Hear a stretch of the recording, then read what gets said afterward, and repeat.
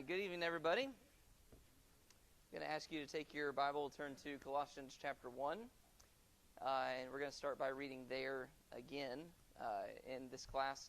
Thank you, everyone, for coming. It dawned on me on about Monday that I made a mistake in our last class, and I wanted to correct that. I do want to give you guys an understanding of what's coming up next class so that you guys can read ahead and prepare and make our time together even better and more edifying. So when we get to the end of this class, I'll tell you what we're going to cover next class so you guys can read that and think about that and be studying that as we get going. But tonight we're going to start in Ezra chapter 2, but after we read from Colossians chapter 1. Thank you guys so much for being here. Before we get going, I'm going to ask Aiden to lead us in an opening prayer. All right, let's pray. Our Father in heaven, we thank you for this time of study that we have this evening. We thank you for your word. We thank you for all that we can learn from it. We know it gives us everything that we need. I pray that you would bless this time of study tonight. Through your Son, we pray. Amen. Colossians chapter 1, beginning in verse 19, the Bible says this: "For it was the Father's good pleasure for all the fullness to dwell in him, and through him to reconcile all things to himself, having made peace through the blood of his cross. Through him, I say, whether things on earth or things in heaven. Although you were formerly alienated and hostile in mind, engaged in evil deeds, yet he has now reconciled you in his fleshly body through death, in order to present you before him holy and blameless and beyond reproach." And I started with that verse last class, and I start with that verse this class because I want you guys to understand that the work of Jesus, his ministry, his life, his work, was all about our restoration. That God made us good and holy and righteous and pure, and through our choices and through the temptation of the devil, we ruin that. And so everything that happens with Christ, his life and his teaching and his sacrifice on the cross, that is a reclamation project. It is a restoration project trying to help us become the kind of people he always intended us to be. And that's why these stories in the book of Ezra and Nehemiah are so vital for us, because they're shadows. They're shadows of the restoration that God is ultimately going to accomplish in each one of us. And so that's what we're going to be talking about. To give you a brief refresher on what we covered last class, the book of Ezra begins with the Israelites who have been in captivity for 70 years, not 7 years, 70 years. God stirs the spirit of King Cyrus, who eventually lets the Jewish people go home, tells everybody, any survivor, I want you to go back, and he gives them a job. I want you to rebuild the temple of God that is in Jerusalem. And we pointed out that that proclamation by Cyrus is pretty amazing. It's a fulfillment of prophecy. Before they even went into captivity, God promised they'd be captives for 70 years, but after 70 years they would go home. And so Cyrus fulfills this prophecy, and it shows us the power and the faithfulness of God. And also, it's amazing, in Ezra 1 we saw that when they leave with gifts. And so they don't just get freed from captivity, but the people of that land give them gold and silver and precious things on their way out of town to help them restore the temple of God. And so, of course, that's reminiscent of the Exodus, when the Egyptians give gifts to the Israelites when they're leaving. And, of course, it's a foreshadowing of what's going to happen to each one of us when we are saved from our sins. We are saved from our sins, rescued from slavery, and then we're given gifts. And that's what we read in the New Testament. And the main thing I wanted you guys to see in that last class is that God is the one who jumpstarts restoration. When it comes to a change that needs to be made and progress that needs to be made in my life, reclaiming some lost part of my holiness or my righteousness, God is the one who works in that. God is the one who jumpstarts that process. And I did want to ask you guys last class, we're going to run out of time. Already, I know that. But I did want to ask you guys, what does that call from us? Because we know God is the one who's going to jumpstart this process. God is the one who is working in his power to help me be restored. What does that mean I'm required to do? What do you think? If God jumpstarts restoration, what do I need to do? Whatever he says. There you go. There you go. There is a sense in which we need to be willing to listen and accept what he has to say. If we are careful students of the Word, if we are people who give ourselves over to the practice of holiness, reading our Bibles, praying our prayers, being with God's people, coming to worship, listening to the Lord's Supper, partaking of the Lord's Supper, we're going to hear things. We're going to be marinating in God's Word. And when we do, if we're listening, we're going to be called to change some things in our lives and fix some things in our lives. And we need to be willing to accept that and listen to that and hear that when that comes. One of the things that I wanted to point out is that you see this idea that God jumpstarts restoration, not just here, but in multiple places. He jumpstarts this by getting Cyrus to release the captives, but he also jumpstarts restoration before the ministry of Jesus by sending John the Baptist. Remember, he's the one who clears the way for the Lord before Jesus comes. You see this with Jesus, too. He calls the people back. You see this with the apostles when they go out into the world and they start sharing the gospel. God is the one who always starts this process, which means that we need to be the ones who are listening and taking every opportunity we can to hear the things that need to change and take the steps we need to take. Accept the opportunities that God gives you. When you hear Him calling you home, when you hear Him calling you to change, obviously through the Word of God and interaction with saints and being in sermons and things like that, when you hear that, you need to accept it, listen to it, and undergo that process. All right, so then in chapter 2, we're going to see the people head home and begin this process of restoration. Before we do that, I want to ask you this. What is the most difficult part of starting a project? Starting a project at home or doing any kind of art project, whatever, writing a book. What's the most difficult part of starting a project? What do you think? Starting. Okay. Fair enough. I do not like writing the introductions of sermons. Those usually take about as much time as the rest of the sermon takes. That's true. What else? What's the hardest part of a project? Why do you say making a plan?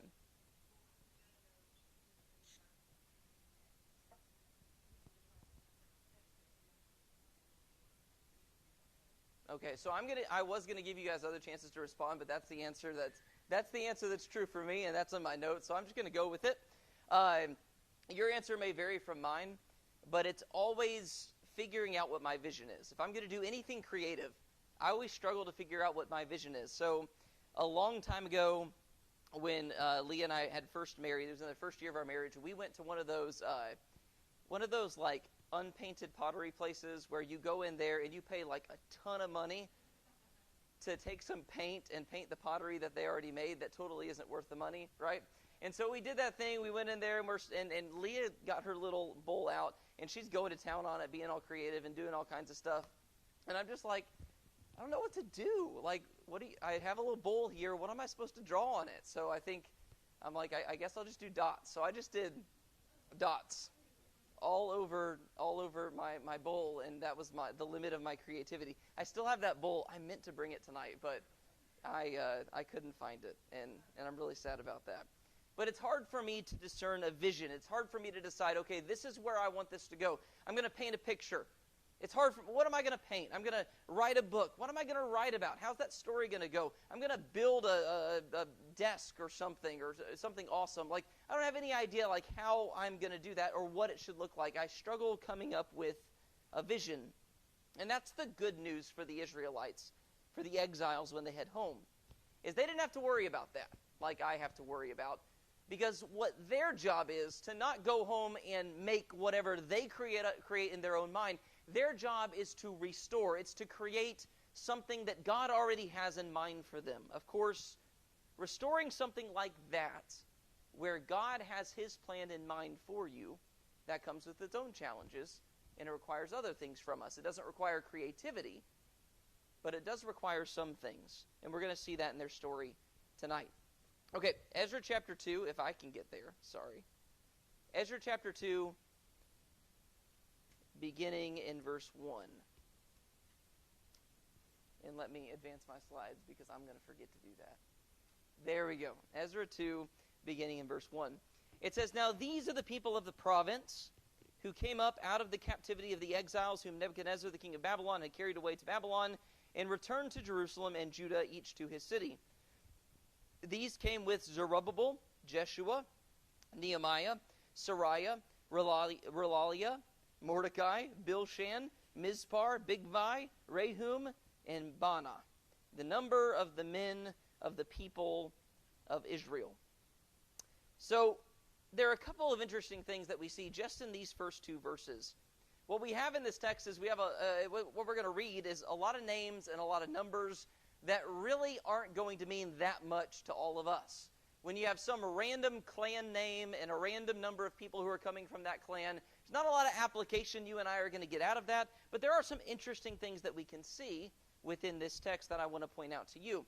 So the first thing that we see is that when they're called back, these people are called back to their cities. They are called back each to his city.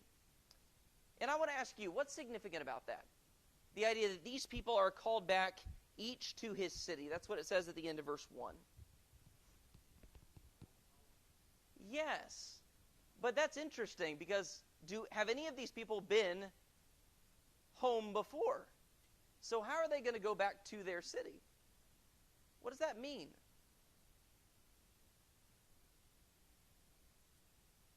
Any thoughts?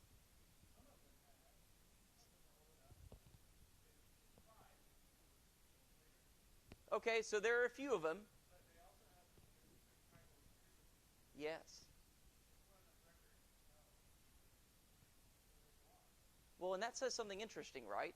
That they're going back each to his city based on their tribal inheritance, which means that when God exiled them from this land, when he took them out and put them into slavery in Babylon,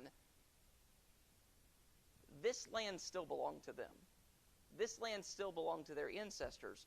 This land was something that always belonged to God's people.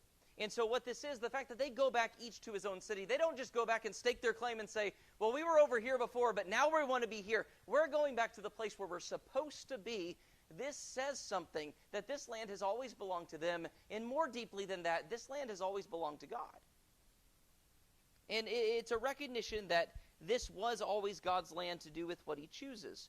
Even the land that was given to certain Israelites, back when they lived in the land, it was not seen as theirs, but they were seen as tenants who were living on God's land. That's why when they lived in their lands, they were never allowed to sell their land permanently. You know that in the old law. If you go to Leviticus with me very quickly, mark your Bibles here. Look what it says in Leviticus 25. Leviticus 25, beginning in verse 23. This is the law of redemption. It says, "The land, moreover, shall not be sold permanently, for the land is mine, for you are but aliens and sojourners with me. Thus, for every piece of your property, you are to provide for the redemption of the land. If a fellow countryman of yours becomes so poor, he has to sell part of his property, then his nearest kinsman is to come and buy back what his relative has sold. Or in a case of a man who has no kinsman, but so recovers his means as to find sufficient for its redemption, then he shall calculate the years since its sale and refund the balance to the man to whom he sold it, and so return to his property. But if he has not found sufficient means to get it back for himself, then what he has sold shall remain in the hands of the purchaser until the year of Jubilee, but at the Jubilee it shall revert, that he may return to his property." And so when God talks about how this land's going to be divvied up and how people are going to treat it, he makes sure that this land always ultimately stays in possession of those who are supposed to have it. So if you have to sell it, but ultimately you earn enough money to go back and buy it, you go back and buy it, and that person has to give you your land back. And if you never have the means to repay, then when the year of Jubilee comes, that year of freedom from debt and slavery and all that stuff, when the year of Jubilee comes, you get your land back because this land belongs to you. And so they were never allowed to sell their land permanently because this land wasn't belonging to them. This land ultimately belonged to God, and he's the one who dictates where everybody lives. It's just, I guess I'm rambling a little bit, but do you guys understand what I'm trying to say? Ultimately, God is the one who's in control of this land. And the fact that they go back to each their own city speaks to that fact. I want you to see this secondly, that when they go back, they are led by Zerubbabel and Joshua. Now, I think that's a cool thing to point out for a couple of reasons. The first thing I want to show you is that Zerubbabel has a different name in the book of Ezra, and you might have seen this come up. If you look in Ezra 1 and verse 8, it says, "And Cyrus, king of Persia, had them brought out by the hand of Mithridath the treasurer, and he counted them out to Sheshbazzar, the prince of Judah." Now, you may be reading that and wondering who Sheshbazzar is, especially because when we get to chapter 2, it's going to say that all these people came back with Zerubbabel.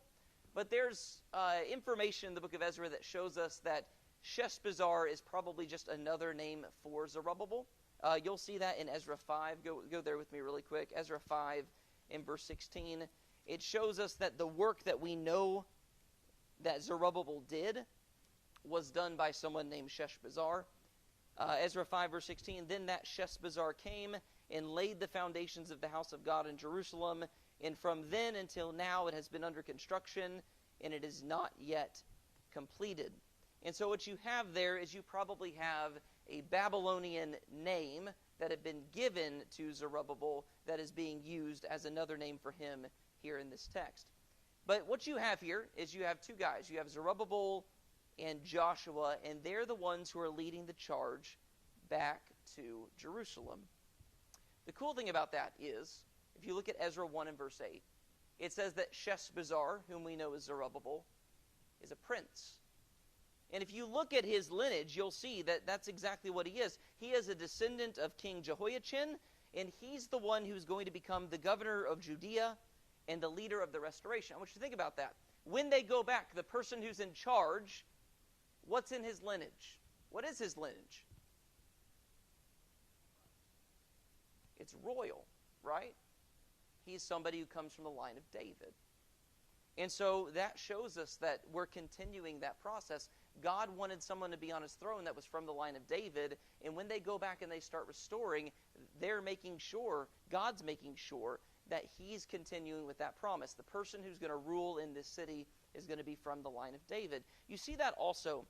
Zerubbabel goes back with a guy named Joshua, or in the text yours might say Jeshua. And what we know about him is that he's another vital figure. He is the grandson of a high priest named Sariah. And when they go back, he is going to be the first high priest in the restored community.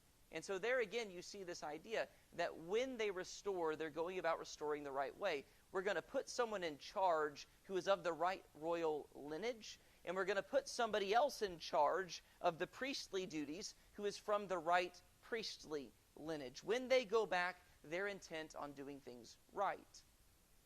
The right people are going to be in charge of the worship. The right people are going to be in charge of the city, of the place. And so I think that speaks to their desire to restore Israel to what God would have it be.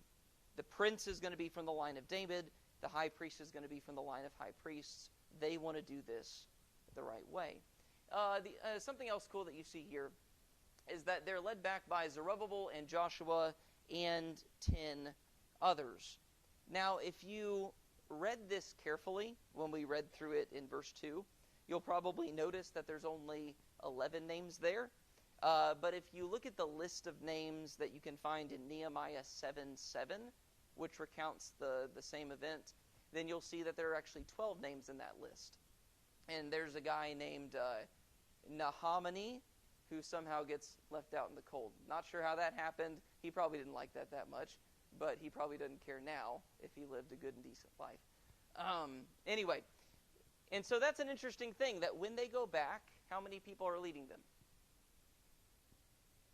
12 people are leading them. And so what you see again is this idea of God's patterns, that God is restoring his people, and he's doing it by bringing the right king, by bringing the right priest.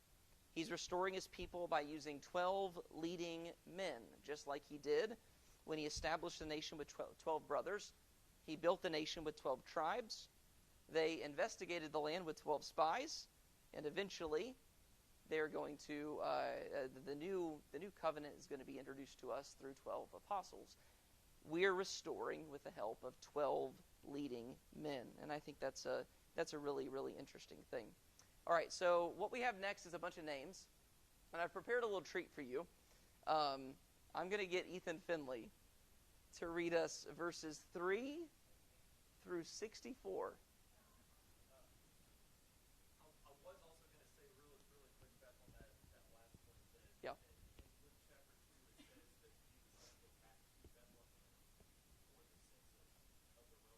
So by keeping all the people in their same area, that also was turned aided the prophecy fulfillment as well. So by doing it the right way, prophecy. Absolutely. All right. So thank you for allowing me to read all of these names. You can't put it off anymore. Here we go. have a baby on the way, so I was looking at some names. But it's a girl, so all these are for me. All right, so verses, speak them all, 3 through 64. Here we go. The sons of Parosh, 2,172. The sons of Sephiatha, 372. The sons of Era, 775. The sons of Pahath Moab, of the sons of Jeshua and Joab, 2,812. The sons of Elam, 1,254. The sons of Bechu, 945. The sons of Zakai, 760. The sons of Jani.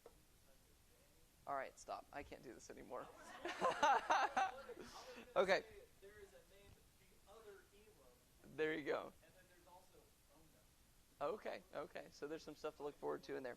The really interesting part of this, we don't want to waste time. That's the only reason we're not reading through it. He starts in verse 2. It says they're going to number the men of the people of Israel, and so they have a whole list of people who are numbered there. In verse 36, it begins a list, another list, but it says that this is a list of the priests. And so I want you to notice that these people are broken down. There's the regular people, and then there's the list of the priests, the sons of Jediah of the house of Jeshua, 973. And then I want you to notice in verse 40, we have another description where we're starting another list. So we have the people, the priests, and then in verse 40, we have the Levites, the son of Jeshua, and Kadmiel of the sons of Hodaviah, 74. And then I want you to notice, where is it? In verse 61, we have another distinction. It says, of the sons of the priests, the sons of Habibah, the sons of Hakkoz, the sons of Barzillai, who took a wife from the daughters of Barzillai the Gileadite, and he was called by their name. These searched among their ancestral registration, but they could not be located. Therefore they were considered unclean and excluded from the priesthood. The governor said to them that they should not eat from the most holy things until a priest stood up with Urim and Thummim. The whole assembly numbered 42,360. And so I want you to notice that when they're going back, they have these distinctions. We know how many people are coming from each of these tribes. We're sending them all to their proper cities. And not only do we have the people numbered, but we have the priests numbered, and the Levites numbered, and the sons of the priests numbered. What does that say about this group of people? These restorationists. Yes, ma'am.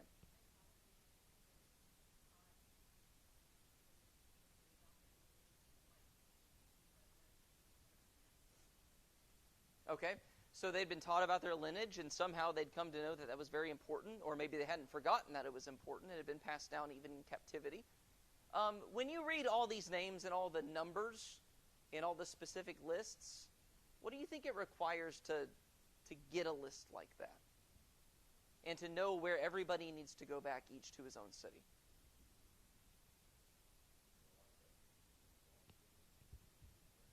Takes a lot of effort, a lot of discipline to maintain the record. Leadership and organization. The word that comes to mind for me is carefulness, right?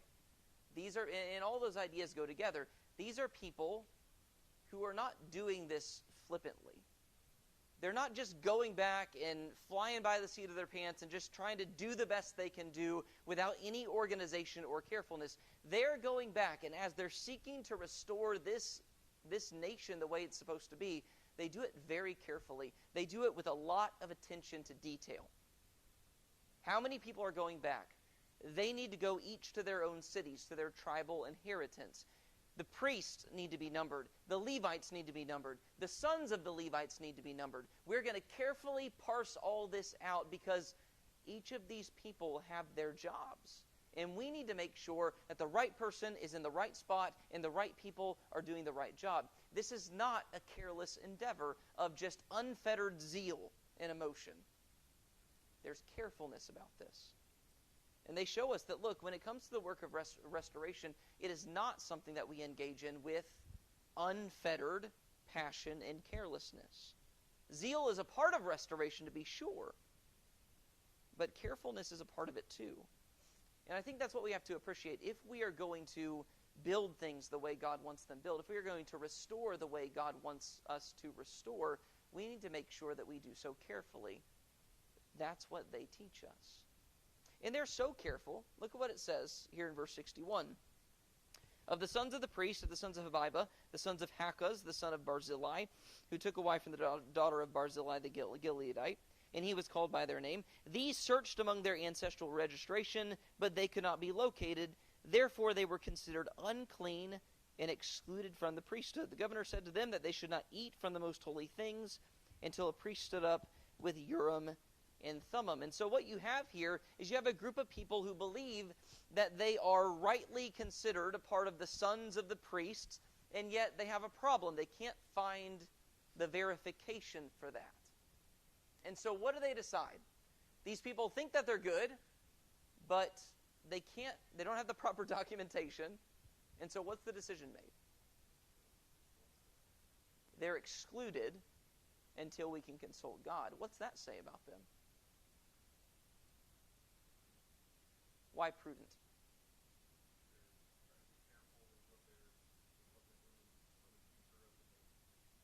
Yeah. So what they're doing is they're erring on the side of caution. If we're going to do God's stuff, we're going to make sure it's done the right way. And if there's a question about whether or not you should be doing this, we're not going to err on the side of letting you do it and maybe doing it wrong. We're going to err on the side of we're going to exclude you because we're not sure and we want to make sure we do it right. Do you see their attitude? Do you see their passion, not just for doing this work, but for doing it the right way? Do you think there's a lesson in that for us? What can we learn from them when we go about our process of restoration?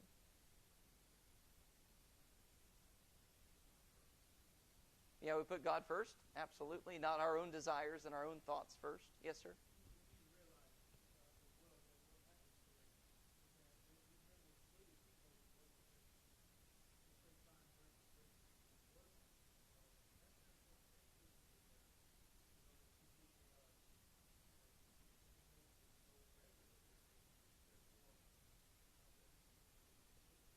That's exactly right. Well, and that's the dirty word that a lot of people don't like to use, but that's obviously what this passage is speaking to, right? They can't find the authority for installing these people as priests. And so they don't usurp authority and say, well, we're going to do it anyway because they want to, and we're kind of short on priests, so let's just get as many of them in here as we can. We are going to make sure we don't take any authority from God. We can't find authority to do this, and so we're not going to do this. It's something extremely important. A lot of times people think when we restore, if we want to be passionate and zealous and build things for God, that runs counter to the idea of carefulness and cautiousness. But a lot of times those things go together. If you're passionate for something, you're cautious about it because you want to make sure it's done right. Let's see. Nope, I don't have time. Yeah.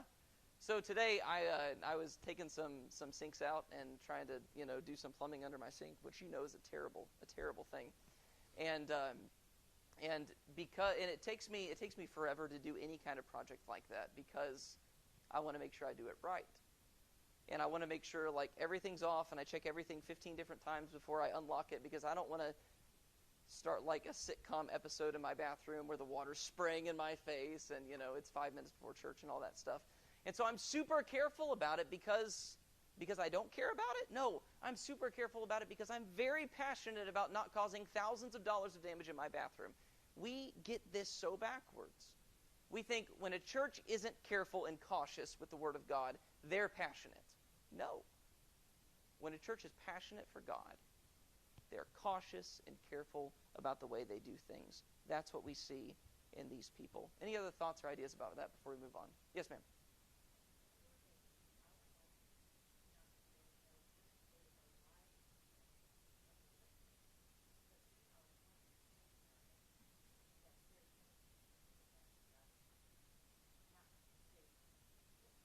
yeah.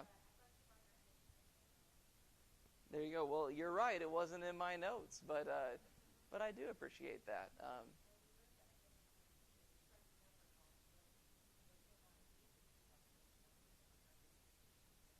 Yeah, yeah. But again, that's not a denigration of the woman in the relationship. That's a statement of how the two are one flesh. That's a beautiful thing. Joe?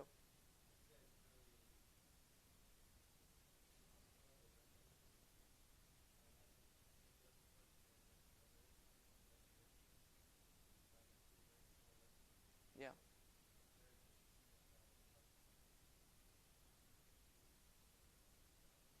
Well, we talked in the last class about how every survivor is called out of Persia, but here you have only 42,000 who are coming out. And we made one of the points, it's worth reiterating, that just because other people aren't restoring the way they should, in my family, in my church, or in my group, it doesn't mean that I should be discouraged from doing the work of God.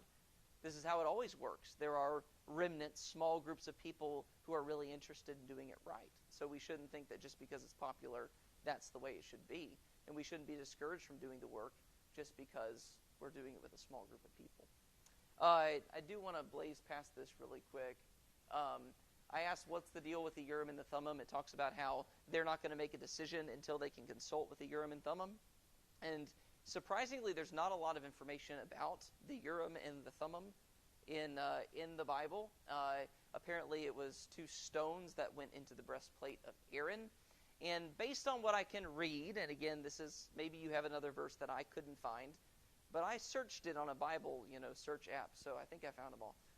But this was basically a tool by which people discern the will of God. I don't know how that works. I don't think anyone knows how that works, but we have this passage, 1 Samuel 28 and verse 6, when Saul inquired of the Lord did not answer him either by dreams or by Urim or by prophets. And so it gives us this idea that somehow by using the Urim and the Thummim, you were able to seek the counsel of God. And so when they say they're going to consult the Urim and the Thummim to find out whether these guys should be included, that again is a statement that we are seeking the counsel of God. We're trying to figure out what God's will is about this and not just go off on our own.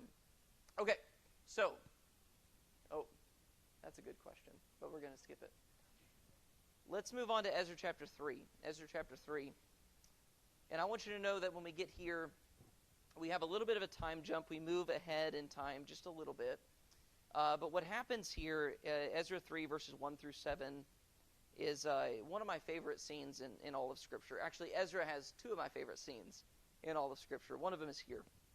It says, "Now when the 7th month came, and the sons of Israel were in the cities, the people gathered together as one man in Jerusalem. Then Jeshua, the son of Jozadak, and his brothers, the priests, and Zerubbabel, the son of Shealtiel, and his brothers arose and built the altar of the God of Israel to offer burnt offerings on it, as it is written in the law of Moses, the man of God. So they set up the altar on its foundation, for they were terrified because of the peoples of the lands, and they offered burnt offerings on it to the Lord, burnt offerings morning and evening. They celebrated the Feast of Booths, as it is written, and offered the fixed number of burnt offerings daily, according to the ordinance as each day required. And afterward there was a continual burnt offering, also for the new moons, and for all the fixed festivals of the Lord that were consecrated, and from everyone who offered a free will offering to the Lord. From the first day of the 7th month they began to offer burnt offerings to the Lord, but the foundation of the temple of the Lord had not been laid. Then they gave money to the masons and carpenters, and food and drink and oil to the Sidonians and the Tyrians, to bring cedar wood from Lebanon to the sea at Joppa, according to the permission they had from Cyrus, the king of Persia." And so Ezra 3 tells us, a few months later in Scripture, that the people gathered as one man in Jerusalem.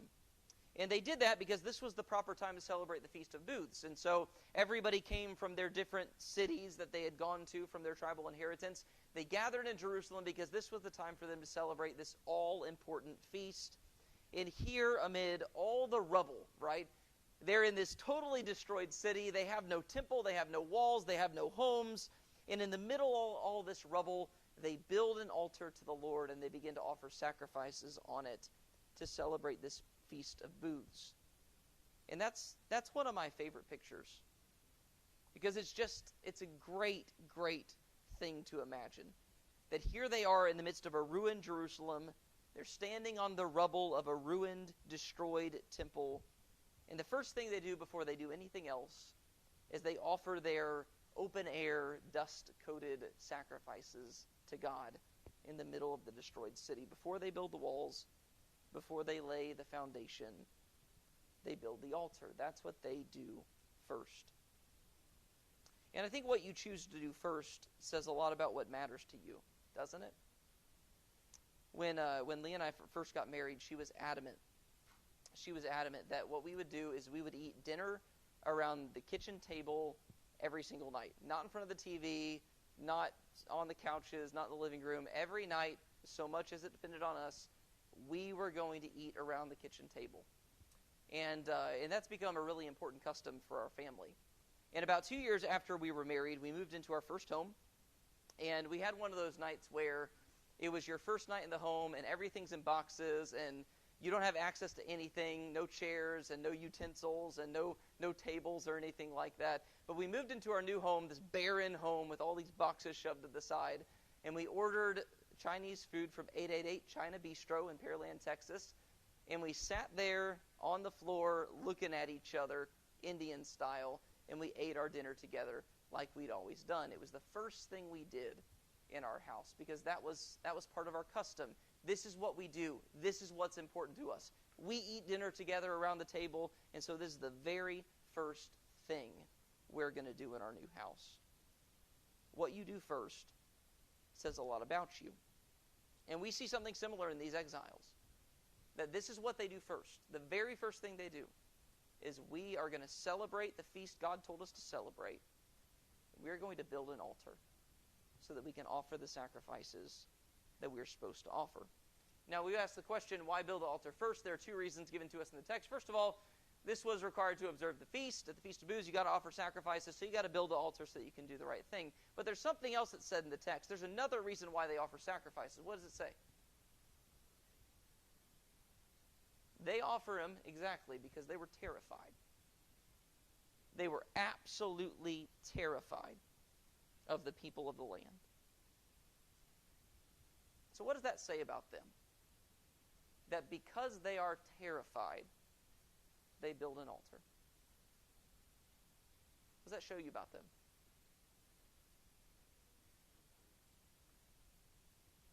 He's already answered once. I'll let Shannon go first. They're depending on God to help them. Doug? Why so? In what way?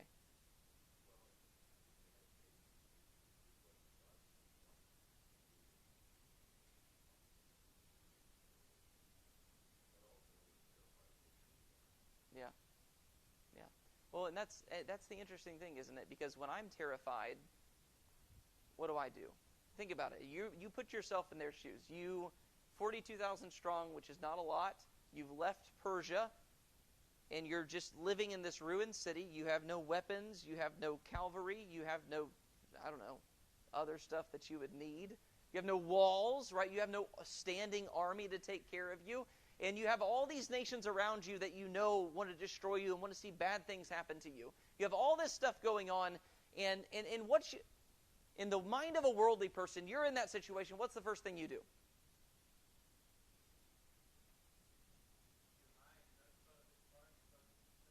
Okay, fair enough.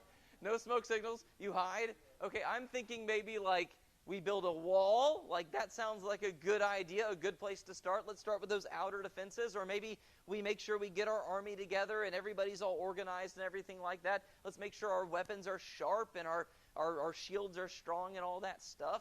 But that's not where they turn. They don't turn to those physical things to depend on. What they do is they build an altar. Who builds an altar when they're scared? People who really believe that God is stronger than anything. And so what you see here is their total dependence on God. What you see is that they're utterly desperate. They're terrified. And they know that if they don't depend on God,